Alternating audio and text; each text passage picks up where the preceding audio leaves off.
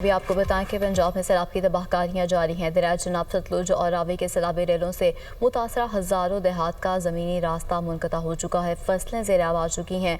लाखों लोगों को रिलीफ कैंपों में मुंतकिल किया गया। पंजाब के मुख्तलिफ मकामात पर भी सूरत हाल ख़राब है। पंजाब में सैलाब की तबाहकारियों का सिलसिला जारी है।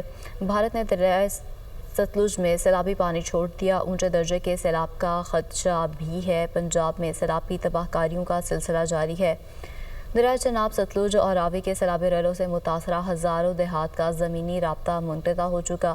फसलें ज़ेर आब आ चुकी हैं। लाखों लोगों को रिलीफ कैंपों में मुंतकिल किया गया है।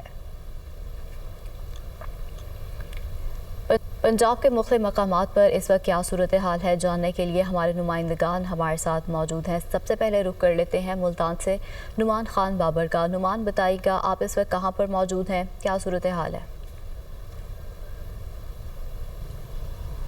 जी बिल्कुल, इस वक्त मैं गरेवाला बांध पर मौजूद हूँ, जिसमें जो इस वक्त ज़ेर आब आ चुका है, क्योंकि दरिया चनाब में ऊंचे दर्जे का सैलाब है, जिसकी वजह से मुल्तान के नशेबी इलाके की जो 138 बस्तियाँ हैं अब तक पानी की लपेट में आ चुकी हैं। हज़ारों एकड़ रकबा है जो कि पानी में डूब चुका है और इसी तरह से सैकड़ों मकानात जो है सैलाबी रेला जो है वो बहाकर ले गया है। लोगों के इनखला का सिलसिला भी जारी है। अब तक 3 लाख से ज़्यादा लोग जो हैं उनको महफूज मकामात पर पहुँचाया गया है। खैमा बस्तियाँ इस हवाले से लगाई जा रही हैं, लेकिन पानी की सतह मुसलसल बढ़ती जा रही है।